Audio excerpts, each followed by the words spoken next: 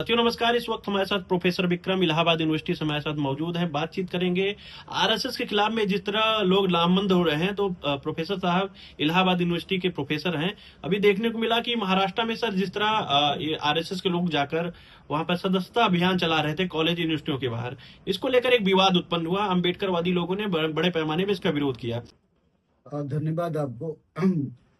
मैं ये कहना चाहता हूँ पहले कि आरएसएस जैसे संगठन को कभी एक जमाने में जिसे आरएसएस के लोग सरदार पटेल को अपना मानते हैं, सरदार पटेल ने कभी आरएसएस को संगठन को बैन किया था और ये कांग्रेस की सरकार थी जब इसको बैन किया गया था, ये मानते हुए कि आरएसएस की जो संगठन है यह संगठन समाज के लिए हानिकारक है, इसका समाज में कोई योगदान नहीं। यहाँ तक कि आरएसएस के संगठन के ही से रिश्ते थे।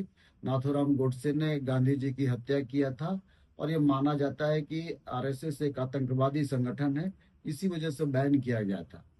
यही बात आज भी लागू होती है कि आरएसएस बेसिकली एक तथाकथित आतंकवादी संगठन है, जैसा कि लोग पहले इतिहास में बताया गया है। और आज भी यह संगठन, आप ये देखिए, आतंकवादी संगठन या आतंक पैदा करने वाला संगठन इसलिए कि यह हिटलर और मुसोलिनी के तर्जों पे चलने वाला संगठन है। इस बात का इतिहास में गवाह है। फ्रंट लाइन मैगजीन ने साफ साफ निकाला था कि किस प्रकार हिटलर के सभी ड्रेस को, सभी उसके चिन्हों को हिटलर के नाजीवाद से ग्रहण किया गया है। और अब जो आरएसएस के संगठन है, देखिए लाठी डंडा लेकर चलते हैं। भारत में हिंसा का कोई जगह नहीं है। संविधान किसी भी तरह के हिंसात्मक आंदोलन को बैन किया है, लेकिन आरएसएस के लोग लाठी डंडा लेकर के प्रैक्टिस करते हैं और लाठी डंडा के सहारे ही अपने क्रियाकलाप को कार्यान्वयन करते हैं। जहाँ पे विचारधारा से अगर काम नहीं बनता है वहां पर लाठियों का प्रयोग करते हैं। हमारे सामने इसके कई एग्जाम्पल देखने को मिलते हैं। अभी देखिए, अनिल मिश्रा नामक व्यक्ति जो डॉक्टर बी आर अम्बेडकर को गंदा कहता है और डॉक्टर बी आर अम्बेडकर के सवालों, अम्बेडकर की बुद्धिमत्ता पर सवाल उठाता है, और उसी की वजह से आपके मध्य प्रदेश में, भिंड में, तमाम जगहों पे दलितों को, ओबीसी को किसी का पैर धुलकर पिलवाया जा रहा है, किसी को मूत्र पिलाया जा रहा है। ये आए दिन क्या वजह है कि केवल ये ब्राह्मण समाज के ही लोग नजर आ रहे हैं, तमाम केवल ब्राह्मण समाज ही नजर आ रहा है। तो यह केवल इस वजह से हो रहा है क्योंकि वर्तमान में भारतीय जनता पार्टी की सरकार है और यह सरकार भी आरएसएस के द्वारा चलाई जा रही सरकार है। अब चूंकि इनके डीएनए में आतंकवाद है, इनके डीएनए में लाठी डंडा है, तो वो अपनी बात लाठी डंडों के माध्यम से मनवाना चाहते हैं। यहाँ तक कि इनके द्वारा जो भी कृति बनाई जाती है, जिस प्रकार की तस्वीरें बनाई जाती है, उस तस्वीरों में भी, इनके देवी देवताओं के तस्वीरों में भी हथियारों का बहुलता देखी जाती है। आप इनकी तस्वीरों को उठा के देख लीजिए। केवल इतना ही नहीं, बल्कि आरएसएस के जो शाखा के लोग हैं वह किसका नारा लगाते हैं? वह जय श्री राम का नारा लगाते हैं। यह जय श्री राम नारा किसका प्रतीक है? ये गुस्से का प्रतीक है। नहीं तो गांव घर में पहले जय राम जी के नारा लगाते थे या अभिवादन में जय राम जी की बोलते थे, लेकिन जय राम जी की जगह अब जय श्री राम का नारा लगा। तो इनके अभिवादन में भी आक्रोश है, गुस्सा है, आतंक है। वहां भी देख लीजिए गुस्सा है। न केवल इतना, बल्कि आरएसएस के जो लोग हैं, जब ये अभी ये घटना घटी है भिंड में ही, जब आज जो मूत्र पीने वाली बात हुई थी, इस आधार पे उस ब्राह्मण व्यक्ति को अरेस्ट किया गया। जब अरेस्ट किया गया तो आरएसएस के लोगों ने थाना घेर लिया, इस गलत काम में भी थाना घेर लिया। और थाना घेरने के साथ साथ ये जब बातें करते हैं तो क्या बातें करते हैं, जय श्री राम, परशुराम सेना की जिंदाबाद। इनके जितने संगठन है सेना पे बनाए गए, बहुत ज्यादा सेना पे बनाए गए हैं। तो इनका जो आरएसएस का जो मुख्य आइडिया है वो आतंक फैलाना है। और आतंक फैलाना भारत के संविधान ने कभी भी इसको सहयोग नहीं किया। और इस वजह से इस आरएसएस नामक संगठन को, जो आतंक फैलाने वाला संगठन, इसको बैन करने की जरूरत है। जहां तक बहुजन वंचित अघाड़ी की बात है तो मैं इस बात का समर्थन करता हूं कि बहुजन अघाड़ी ने इतनी हिम्मत दिखाई, ताकत दिखाई कि इस संगठन को बैन करने की बात की या नागपुर को घेरने की बात की। इससे पहले भी बामसेव के माननीय बावन मेश्राम साहब ने आरएसएस के कार्यालय को घेरने का कार्य किया। और आरएसएस जो सबसे बड़ा दुश्मन मानती है वह बामसेव के लोगों को अपना दुश्मन मानती है। बामसेव का कोई भी व्यक्ति बामसेव का कोई भी व्यक्ति यदि संगठन में है या बामसेव का कोई व्यक्ति बात करता है तो आरएसएस या आरएसएस से रिलेटेड जो भी संगठन है इनको अपना दुश्मन मानता है। दूसरा दुश्मन ये डॉक्टर बी आर अम्बेडकर को मानते हैं, जैसा कि हमने पहले कहा था। और यह जो कार्यालय घेरने की बात आई थी, ये प्रकाश अम्बेडकर के बेटे हैं।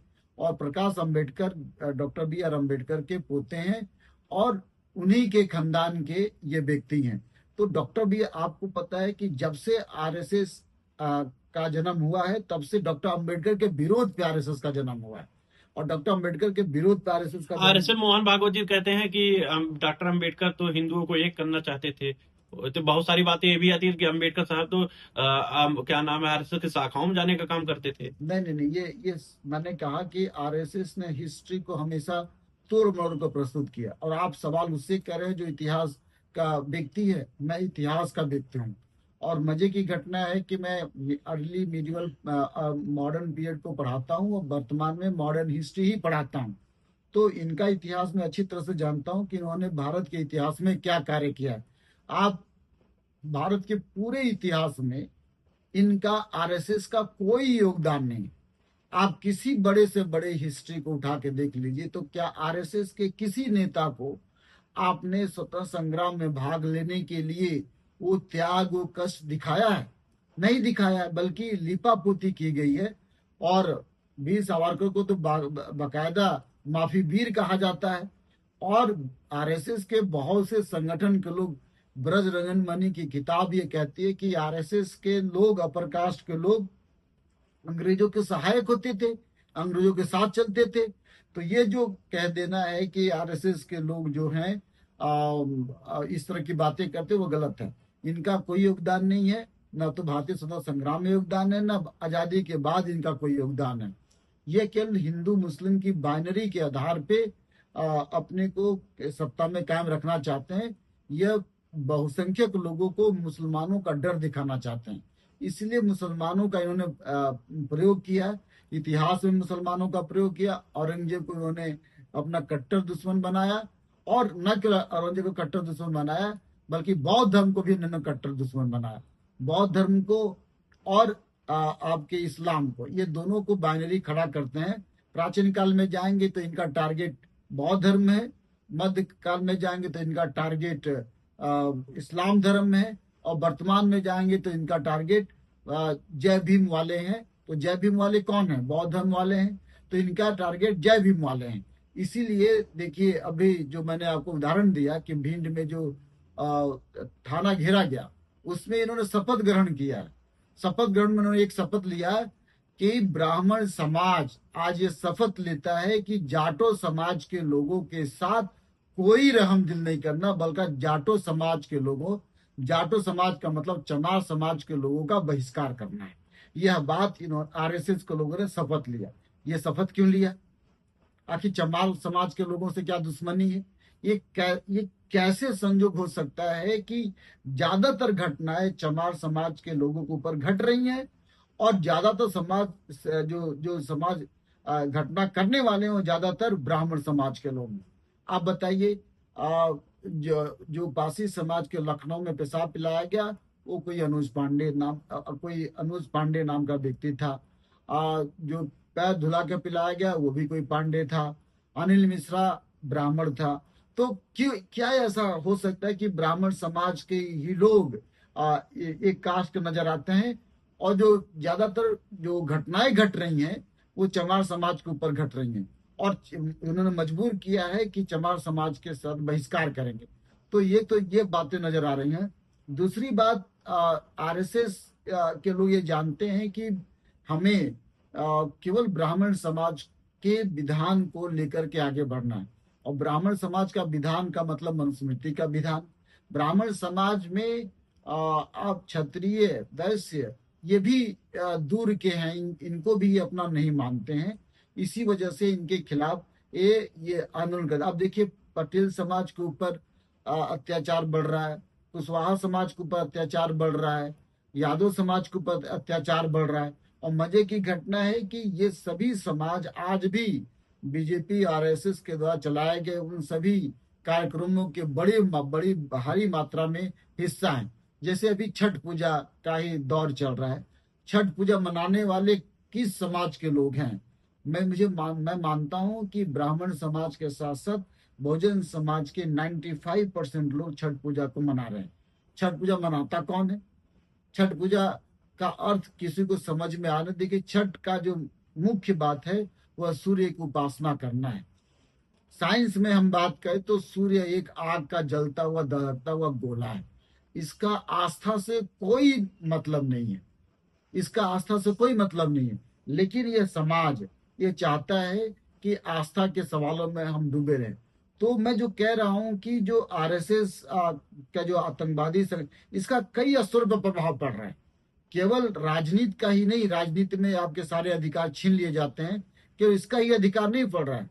इसका अधिकार फेस्टिवल पे, जैसे मैंने छठ की बात, जब से बीजेपी की सरकार आई है तब से जाकर के हर जगहों पर जो फेस्टिवल, जिसे सो कॉल्ड फेस्टिवल बोलते हैं, या धार्मिक क्रियाकलापों ज्यादा बढ़ा है। जैसे कभी गणेश की पूजा महाराष्ट्र में हुआ करता था, अब गणेश की पूजा लगभग पूरे भारत में होने लगा है। छठ पूजा कभी बिहार की सरजमी पे होती थी, अब छठ पूजा पूरे भारत में, खासकर पूरे यूपी में मनाया जाने लगा है। कभी आपका सरस्वती पूजा जो है वो स्कूलों का हिस्सा होता था, अब सरस्वती पूजा घर से बाहर निकल के मनाया जाना। लक्ष्मी पूजा बंगाल की देवी देवता थी, लेकिन अब ये आपका यूपी बिहार में होने लगा है।